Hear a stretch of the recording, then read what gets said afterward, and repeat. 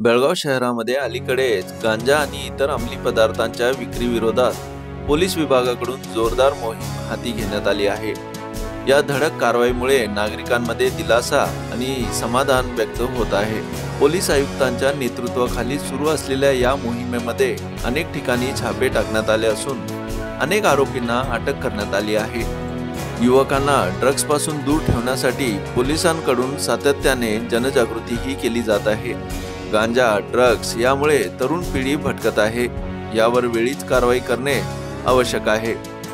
Police आयुक्तांनी घेतलेली ही धडक भूमिका खरंच कौतुकास्पद आहे।